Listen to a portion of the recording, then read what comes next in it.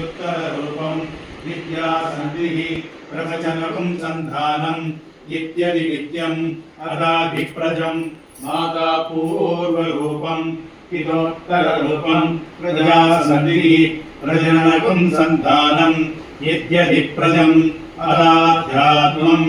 अदरावणपूर्वरूपम् उत्तरावणुत्तररूपम् वाक्सन्धिः जिह्वासन्धानम् इत्यध्यात्मम् इति मामकासंहिताः एवमेतामकासंहिता व्याख्याता भेद सन्धीयते प्रजया पशुभिः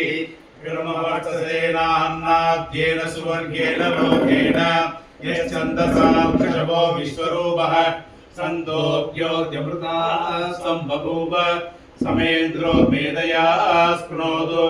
अमृतस्य देवदारुणो भूयासं शरीरं मे विचर्षणं जिह्वा मे मधुमद्धमा कर्णाभ्यां भूरि विष्णुवं ब्रह्मणः कोशोऽसि मेधया पिहितः कृतं मे गोपाय आवगतिविदन्धाना कुर्वाणासीरमात्मनः वासागुंसि ममकावर्ष अन्नपाने सर्वदा ततो मे श्रियमावह लोकसां पशुभिः सह स्वाहा आमायन्तो ब्रह्मचारिणः स्वाहा विमायन्तो ब्रह्मचारिणः स्वाहा प्रमायन्तो ब्रह्मचारिणः स्वाहा नमायन्तो ब्रह्मचारिणः स्वाहा समायन्तो ब्रह्मचारिणः स्वाहा यशोध्यरेशानि स्वाहा श्रेयान्वस्य सोसानि स्वाहा तन्त्वापगप्रविशानि स्वाहा समापगप्रविश स्वाहा तस्मिन् सहस्रशाखे दिवभागं त्वयिवृजे स्वाहा